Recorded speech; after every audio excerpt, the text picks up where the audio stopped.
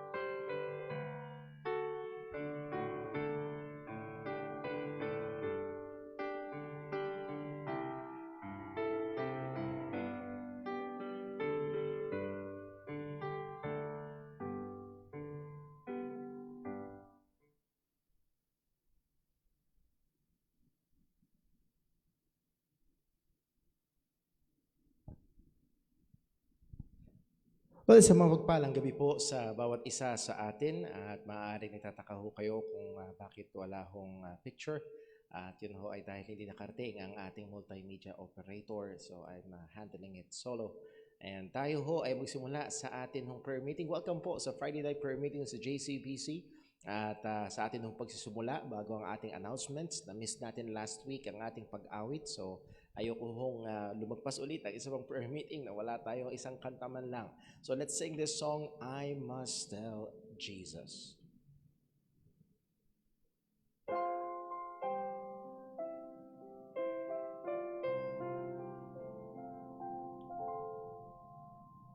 I must tell Jesus all of my trials. I cannot bear these burdens alone.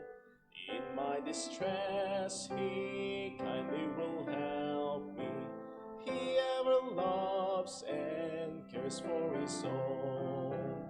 I must tell Jesus, I must tell Jesus, I cannot bear my burdens alone.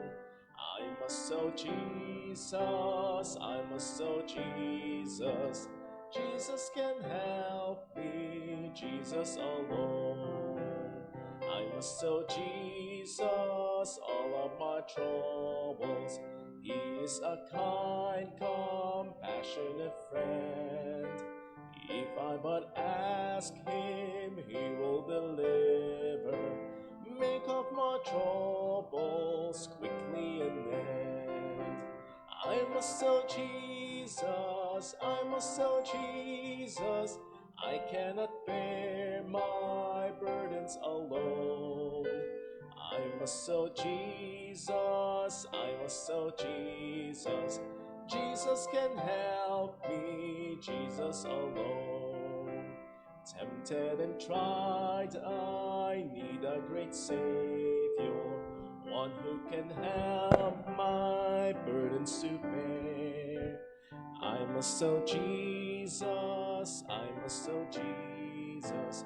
He all my cares and sorrows will share. I must know Jesus, I must know Jesus. I cannot bear my burdens alone. I must know Jesus, I must know Jesus. Jesus can help me, Jesus alone. Evil allures me, oh my heart is tempted to sin. I must know Jesus and he will help me over the world of victory to win. I must know Jesus, I must know Jesus. I cannot bear my burdens alone. I must know Jesus, I must know Jesus. Jesus will help me, Jesus alone.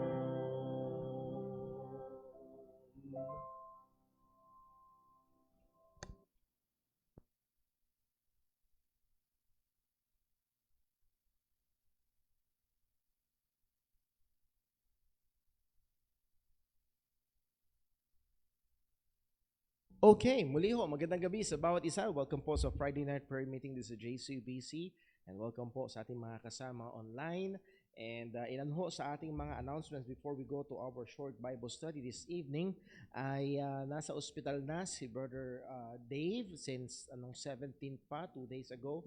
And tomorrow, ang schedule niya ng operation tonight ay sabi niya ho ay hindi daw siya makakasama sa ating prayer meeting sapagkat ito yung magkakaroon siya ng MRI just before the operation tomorrow at isesedate daw siya para hindi daw magalaw. So alam natin yun, para sa MRI hindi pwedeng gumagalaw. So he and his wife will not be with us. Pero nandun yung kanyang prayer request at babasahin ho natin mamaya. So pag-pray natin ng ating kapatid. Around 14 hours ang operation tomorrow and pinapaabot ng ating kapatid ang kanyang pagpapasalamat una sa Panginoon and then sa atin ho mga kapatiran. Ang ating church, sa biyaya ho ng Diyos, dun sa atin ho matinding fundraising kasama yung garage sale and then yung project offering ng church is umabot sa 71,000 ang atin ho na itulong sa kanya. And then, as a church, and then I know meron pa tayo ng mga kapatiran personally or individually ay nag-abot at patuloy na gumagawa at na tumutulong sa ating kapatid and praise the Lord for that. And that is one of the ways na tayo ho bilang mga Kristiyano ay maipakita yung ating pagmamahal sa Diyos. At ang sabi ng Panginoon, kung ginawa mo ito sa least of your brethren, you have done it unto me. So again, we do not really quote and unquote serve God in a way physically. We can serve God by serving our brethren, by loving our brethren. So purihin ng Panginoon sa bagay po na ito. Ingatan ho natin, ipag-pray ho natin ang ating parating ho na anniversary. And for that, I would like to encourage ang ating mga kapatiran.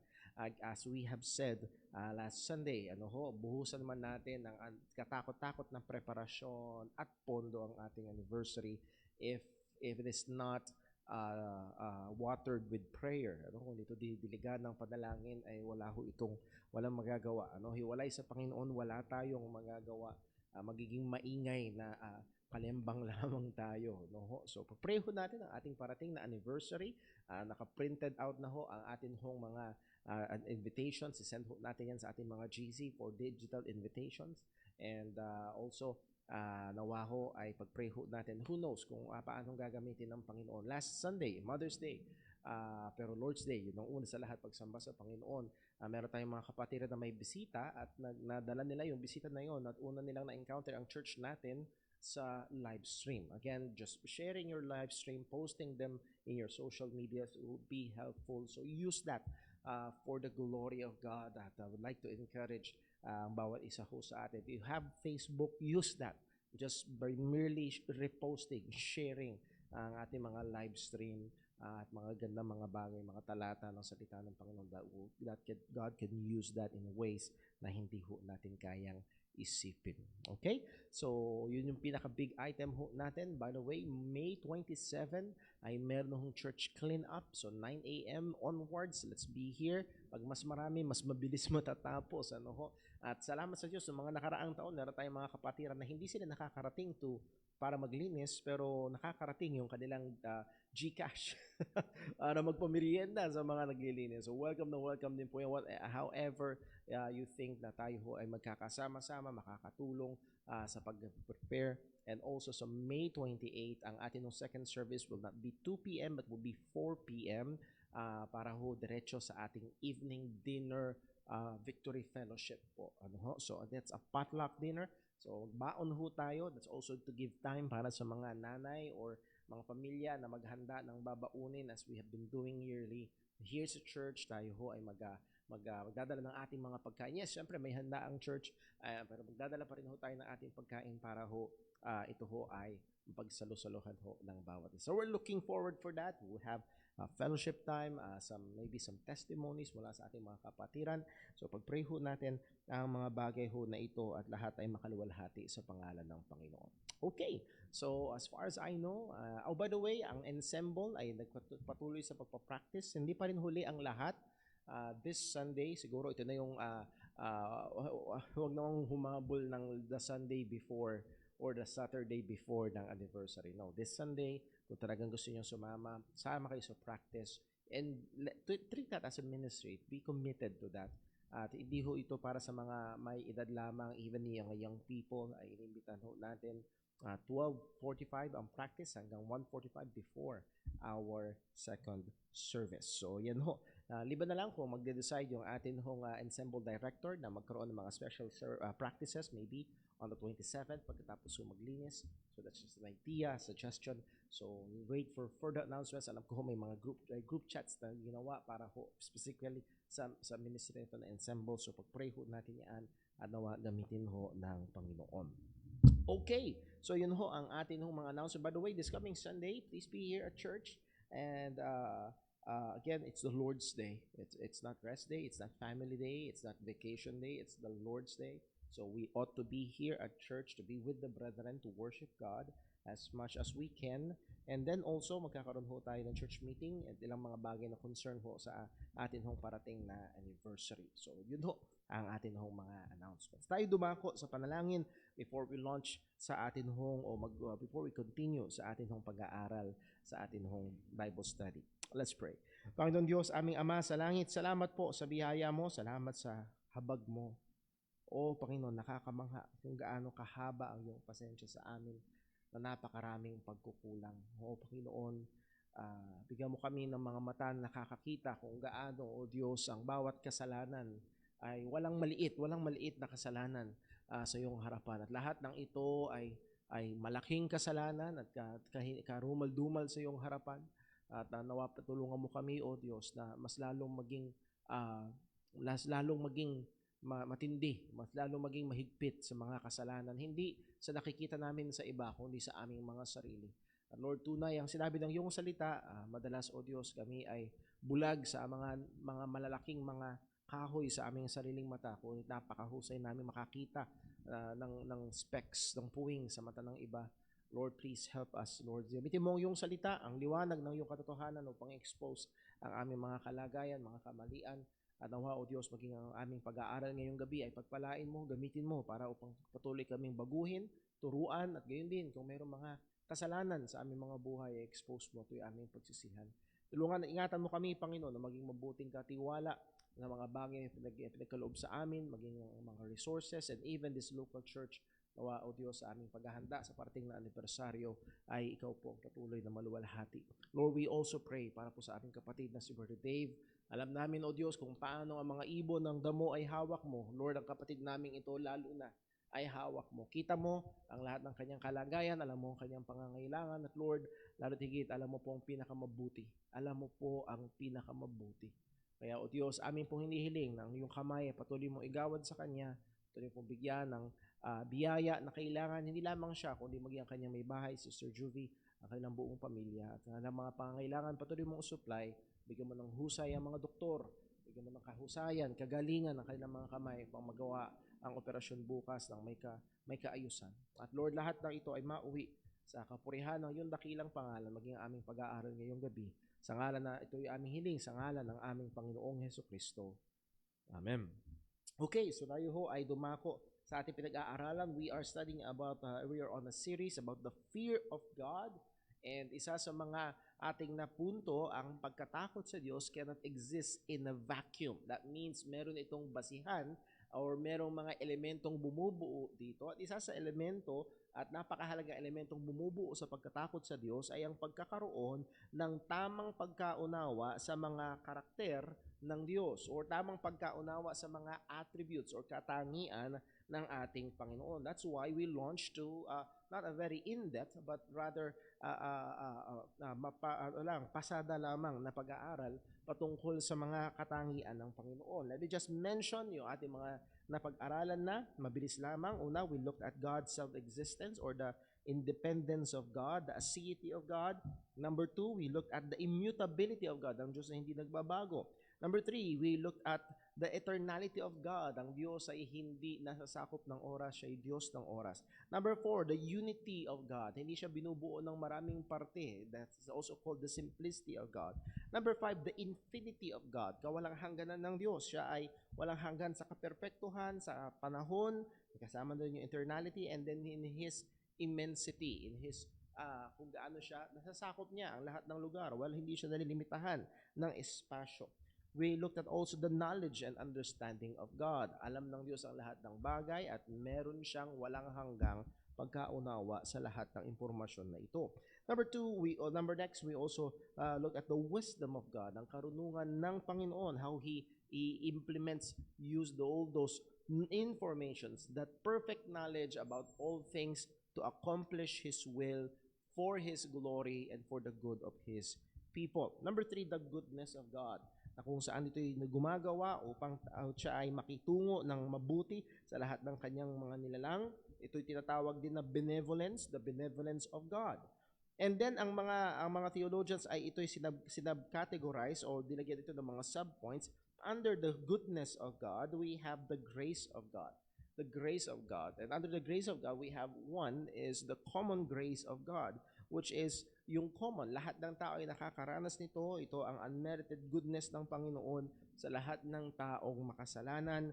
In two ways ito namamanifest, sa restraining grace ng Diyos at sa provision ng pangangailangan ng lahat ng kanyang nilikha. And then number next is the special saving grace of God. And we know that is through our Lord Jesus Christ. Even before the foundation of the world, nandun na yung biyaya ng Diyos na humirang, pumili sa atin, pinanganak tayong muli at pumilos ang Diyos upang bigyan tayo ng pagsisisi at pananampalataya. At malinaw sa Ephesians chapter 2 verse 8 that for by grace are ye saved through faith, and that not of yourselves, it is the gift of God, not of works. Verse 9, lest any man should boast. So again, yung grace ng Diyos, the saving grace of God. Then pinag-aralan natin yung mercy ng Panginoon. Ito yung kabutihan niya sa mga nasa mahirap na kalagayan.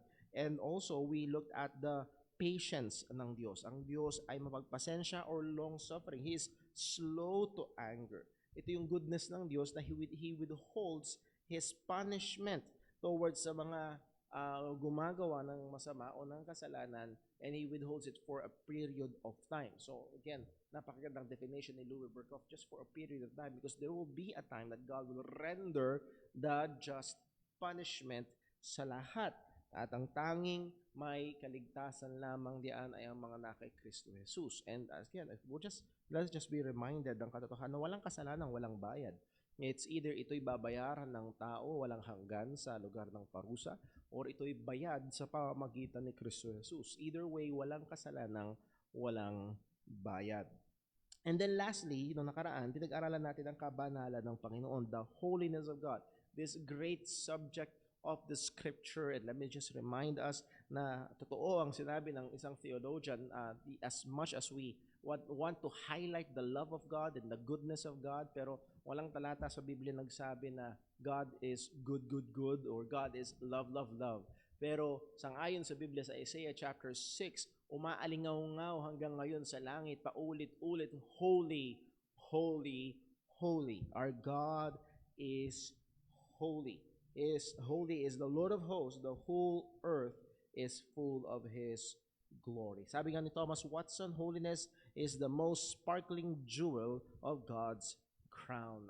Ito yung pinakamakinang. At kung merong pinaka-sentro at umeepekto sa lahat ng mga katangian ng Diyos na katangian niya, ay walang iba kung hindi ang kabanalan. Now, when we talk about holiness, let's just review this. At sinasadya ho natin ito sapagkat madalas pag nakabanggit ang word na holy, yung second meaning lamang ang madalas na pumapasok sa ating kaisipan, which is moral purity. And it is true that God is separate from all impurity. God is separate from all sin. Siya ay hiwalay sa lahat ng kasalanan. Siya ay hiwalay sa lahat ng mga immoralidad. As John said it sa 1 John chapter 1, God is light and in Him is no darkness at all. Walang anuman. At si James, ang sabi niya, walang magsasabing sinuman na siya ay tinutukso ng Diyos sapagkat ang Diyos ay hindi nanunukso at hindi natutukso ng masama. Sumuli, ang ating Diyos ay banal. He is morally pure. But that's just the secondary meaning. Ang unang meaning talaga ng word na holy is to be separate. Coming from the Hebrew word and Greek word nito, yun ang pinakaibig sabihin. Separated, sanctified, or separated for the purpose of dedication. To cut, to separate. Yun ang pinakaibig sabihin. At isa sa mga punto niyan, ang Diyos ay totally separate from all other things. He transcends all things. So there is between creator and creature, there is that big gap.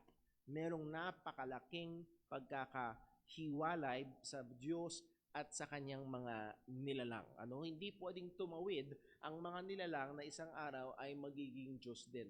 No, hindi maaari. Ganun katindi. Ganun kahiwalay ang Panginoon. And there are many verses in the Bible na nagpapakita. Isa sa mga pamilyar sa atin, yung sinabi sa Isaiah, "For my thoughts are not your thoughts, either my ways are your ways, saith the Lord. For as the heavens are higher than the earth, so are my thoughts higher than yours, and my ways higher than your ways." So again, that's just saying na ang Diyos ay hiwalay, kakaiba sa atin. Last Sunday, Mother's Day, pinag-aralan natin dito sa church yung biblical beauty. Na ang biblical beauty ay hindi, or biblical modesty, ay hindi panlabas, una, kung hindi pangloob, primarily. At ang sabi ng Diyos sa 1 Samuel, God looketh not as man looketh. Ang Diyos ay hindi tumitingin kagaya ng sa tao. Ang Diyos ay tumitingin sa puso. Ang tao ay tumitingin sa panlabas. Ang unang konsiderasyon ng Panginoon ay so just how different God is. Ganun katindi, ganun kataas, ganun kadakila ang Diyos. Hindi siya upgraded na tao lamang, hindi nag-level up lamang ang Diyos, kung hindi siya ay isang tunay na Diyos at malayo ang mga nilalang. So God is holy, that is, He is totally separate and distinct. Pero isa sa wonders of wonders, itong napakadakila at napakahiwalay na Diyos na ito ay nakisama at nagbibigay pansin. Kung naalala niyo, pag-aaral natin sa Time in the Word, anthropology, what is man that thou art art mindful of Him, or the Son of Man that thou visitest Him. So, isa yon sa matinding, very puzzling. Paano nangyayaring, siguro, minsan isang araw, nagbigyan mo ng pansin ng langgam kung gaano sila kaayos. Pero, guess what? Hindi mo siguro bibigyan ng 3 oras sa isang araw ang langgam. At pagmamasdan mo, liban na lang kung ikaw ay ant collector or kung ano man. But it is alikabok. Sige, bigyan mo ng pansin ng alikabok. Pero here is a God that is greater than all, infinitely higher. Pero siya ay nagbibigay pansin sa atin. Now, when it comes to the holiness of God, ayoko masyado tayo andaling, sarap lumangoy. Sarap lumangoy sa mga katotohanan ito at talagang i-meditate ang mga katotohanan na ito. Yun ho ay makakatulong sa atin. Pero ilan sa mga katotohanan about the holiness of God, God is intrinsically holy. God is intrinsically holy. That is His very nature. Hindi to something na idinagdag sa Kanya. Siya ay banal sa lahat ng Kanyang in His very being, in His very essence. Number 2, God is holy primarily. He is the original and pattern of holiness. Hindi siya nakigaya lamang, kundi siya ang pinagmumulan, siya ang pattern ng kabanalan. And then number 3, God is holy efficiently. That is, He is the cause of all that is holy. He is the cause of all that is holiness in others. Lahat ng kabanalan sa iba ay galing sa Panginoon. And then for example, sa isang Kristiyano, sa biyaya ng Diyos, ang sabi ng Panginoon, be holy for I am holy, and by the grace of God, maaaring today, you, by God's grace, lived a holy, not perfect, maybe a holier life than yesterday. But you would say na it's not I, but the grace of God which was with me. So muli, sa Diyos nang gagaling yung kakayahan na yun para mamuhay tayo ng may kabanalan at hindi natin maaaring ipagmayabang ito. And then lastly, number 4, the holiness of God is transcendence. It's transcendentally. Ibig sabihin, there is none holy as the Lord. Walang iba. Walang yes, ang mga anghel na hindi sumunod kay Satanas ay banal na mga anghel. Ang mga Kristiyano ay binanal ng Panginoon, pero walang banal kagaya ng ating Panginoon. He alone is holy, sabi ng salita ng Diyos. So muli, pagdating sa kabanalan ay namumukod tangi ang ating Panginoon. At kumbaga sa buwan, walang sariling iliwanag ang buwan, it just reflects the light of the sun. Ganun din sa atin, wala tayong sariling kabanalan. We are just reflectors of God's holiness. And hopefully, we are clear reflectors of God's holiness. Well, ngayong gabi ho ito, pag-aralan natin, subukan natin pag-aralan ang dalawang bagay. Una is the truthfulness of God.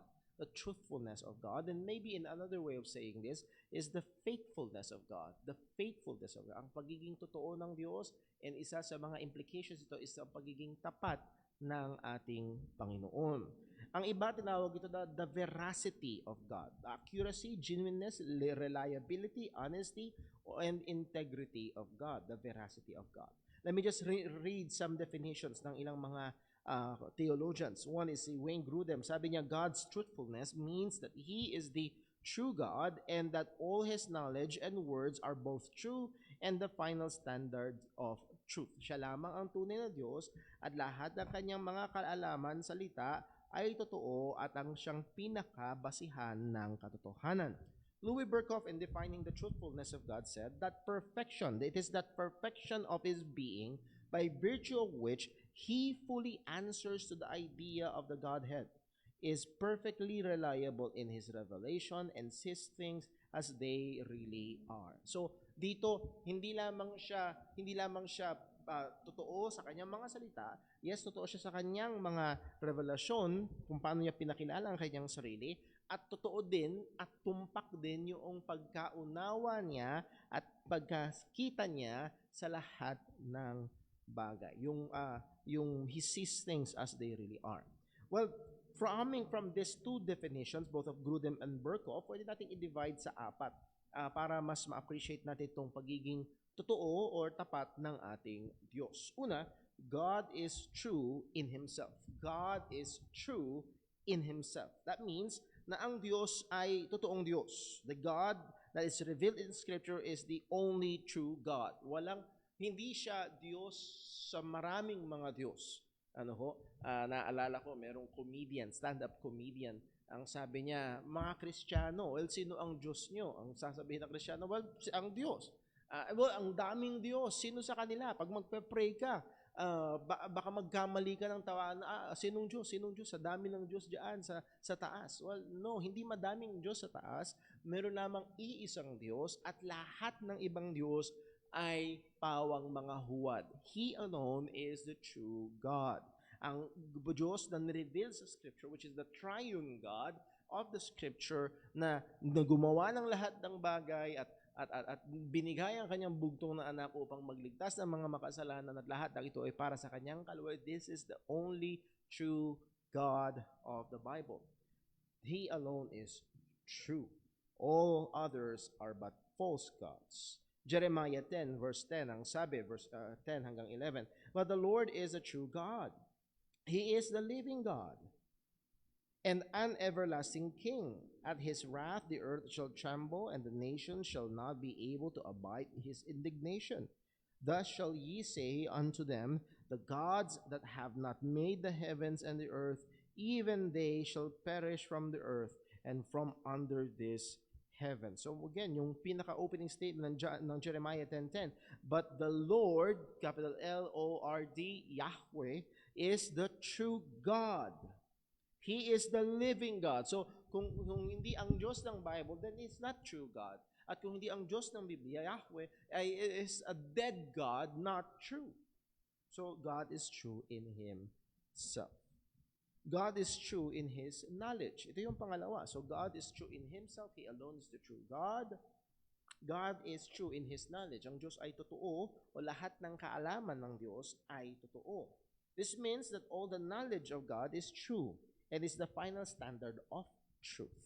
Lahat ng karunungan ng Diyos ay totoo at ito ang tangi at pinakatumpak na pamantayan ng katotohanan.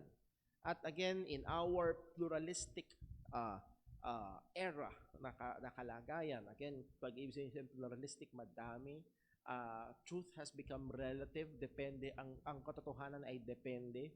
At minsan just to be updated and to be aware of what is happening, dahil madalas yung mga nangyayari sa Western countries dumadaos-dos patungo dito sa atin, wala nang katotohanan, particularly pagdating sa LGBTQIA++, pagdating sa men and women, men can become women and women can become men. Sasabihin sa iyo ng derechahan ng ilang mga professors in the universities ng Amerika, sa mga taga-Harvard and so on, that men can get pregnant. What? Ang lalaki pwede nang magbuntis. At sa atin dito, parang weirdo. Pero para sa kanila, kasi pag ang isang babae, sinabi niyang siya ay lalaki, lalaki na siya. Pero pwede pa rin siyang mabuntis. So, siya ay lalaki, pero pwede magbuntis. So, muli, itong blurring ng line, and para sa kanila, that's true. That's true. And again, ay napakatindi.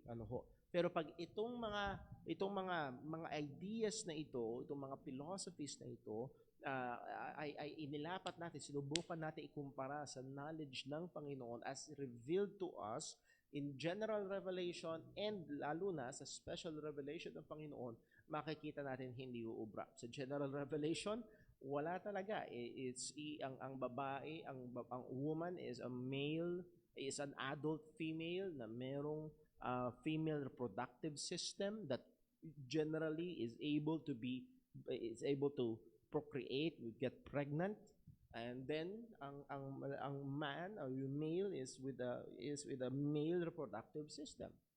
That's just generally true through general revelation. Pero pagdating sa special revelation, God created them male, and God created man according to His image and likeness. He created them male and female, lalaki at babae yung nilikha ng Panginoon. So this is true, and this is the standard of truth. This means that God's perception or understanding of the world or how He sees or perceives things is true. Ibig sabihin yung pananaw ng Diyos ang totoo, hindi pwedeng kanya-kanyang pananaw. It is true, perfect, and never errs. All that God knows and thinks is true and is the right understanding of the nature of reality. Well, maaari sabihin nila sa kanila, ang realidad ay ganito, ang realidad ay ganito, ang realidad ay ang tao ay basta ito lang, itong katawan na ito, at pag namatay ang tao, wala na. Yun ang realidad. Pero ang realidad, sa ngayon salita ng Diyos, ang tao ay hindi physical lamang, kundi also physical and immaterial, merong katawan at kaluluwa. At again, that is true as revealed to us by God. So again, the God is true in His knowledge. The knowledge of God revealed to us is true. Job 37 verse 17. Dost thou know the balancing of the clouds, the wondrous works of Him in which is perfect in knowledge? God is perfect in knowledge. Again, ang maaaring ang mga pinakamatalinong mga tao ngayon ay merong mga hindi alam at maaaring pumalya. Pero pagdating sa Diyos, His knowledge is perfect. Number third, so one is God is true in Himself. Number two, God is true in His knowledge. Number three, God is true in His revelation.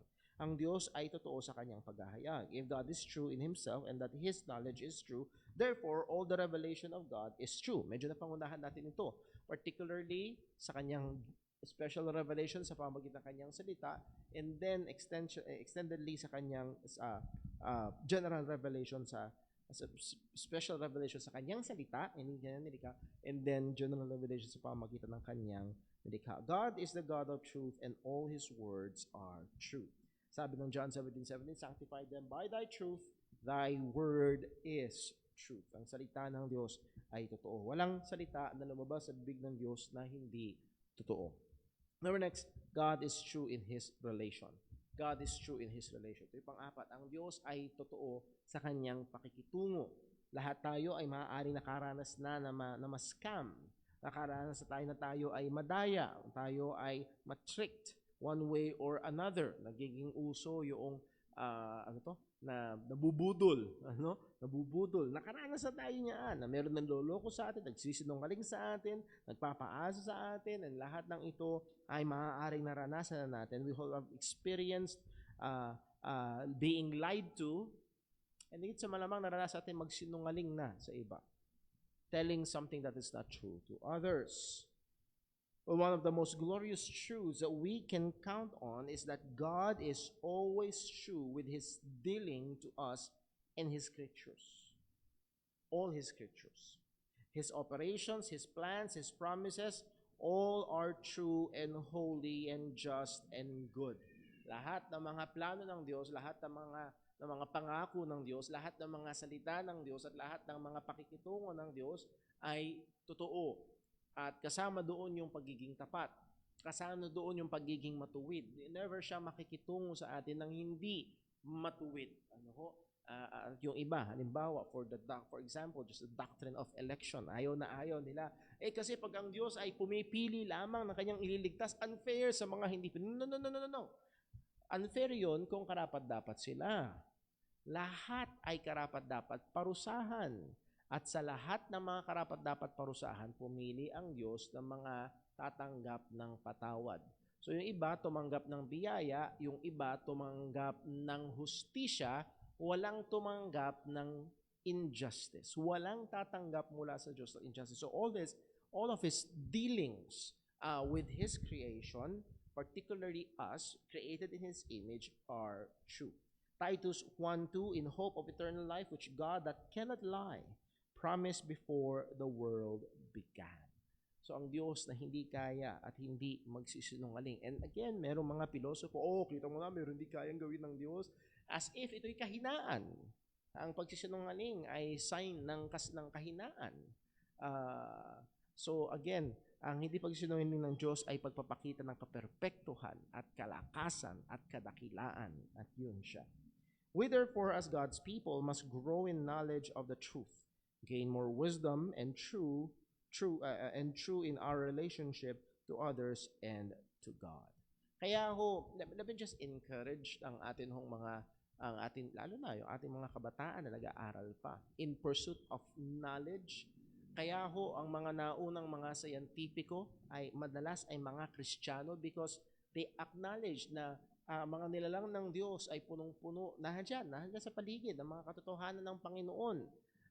Non-saving, hindi ito mga katotohanan nagliligtas, ito mga katotohanan magpapakilala patungkol kay Kristo, pero ito yung mga katotohanan na magpapakita ng karunungan at kapangyarihan ng Diyos, as Romans chapter 1 said. Kaya ho, ang mga Kristiyano talagang naging masipag sa pagtuklas ng mga katotohanan, even when you discover or not really, not invent, but discover or understand truths of logic, maths. Again, lahat ng yan, lahat ng totoo ay galing sa ating Panginoon. At yan nagpapakita ng order. And sabi nga ho nila James White and ni Jeff, nakalimutan ko tuloy yung pangalan, ni Jeff. Sabi na, again, all of this, philosophies, sciences, reasoning, logic, physics, math, all of this will be impossible kung totoo ang evolution. Pero nyo lahat ng yun, nanggaling lang, natsambahan lang, at lumabas ang lahat ng ito. No, there's a great, great intelligence who designed, makikita natin yung napakayaman na impormasyon, na katalinuhan na makikita sa, at lahat ng yon, ng katotohanan na yon ay galing sa ating Panginoon. So God is true. So, napakasarap pa sana na ito ho ay pagbulay-bulayan, and again, tingnan ko ang oras, mawawalan tayo ng time, pero let me just introduce the second one na ating pag-aaralan ngayong gabi, ay walang iba kundi ang pagmamahal ng Panginoon. God is love.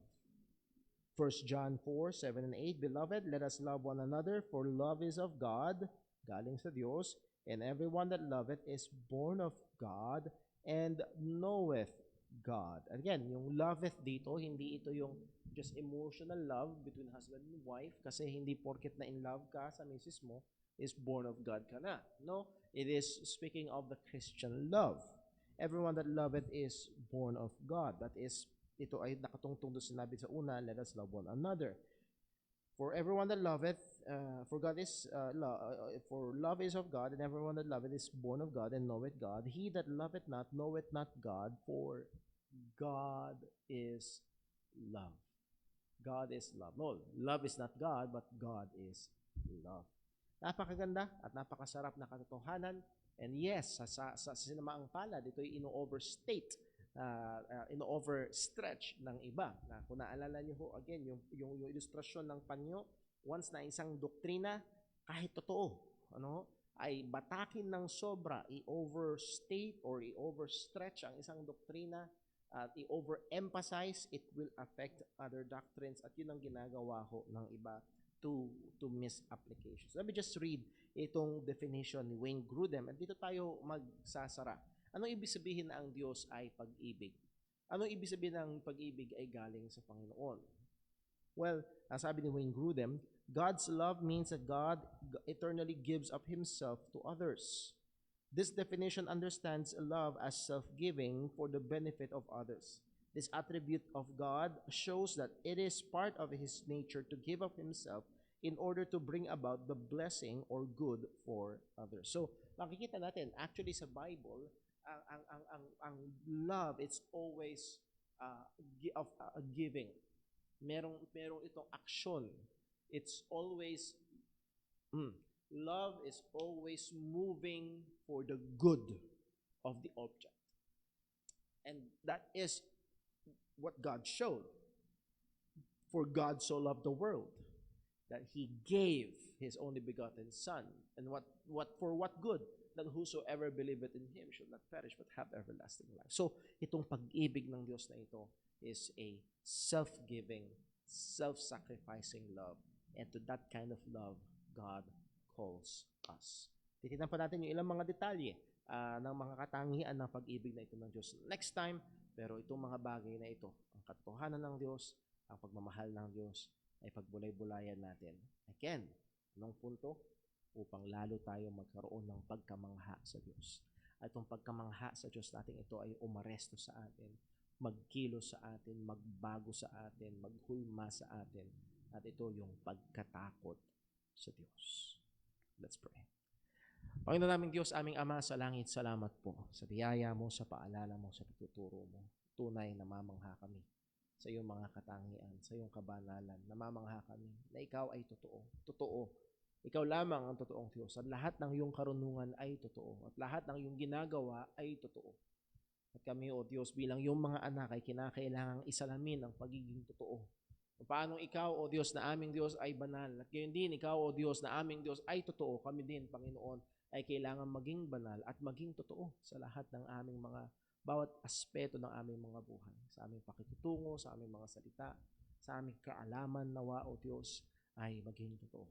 Ama, tulungan, ingatan mo kami, nawa ang mga ito hindi maging impormasyon lamang at maging source ng kayabangan, kundi, O Diyos, lalo mo itong gamitin upang durugin ang aming mga kayabangan, upang makita namin kung gaano kakadakila at lalo kaming mamangha.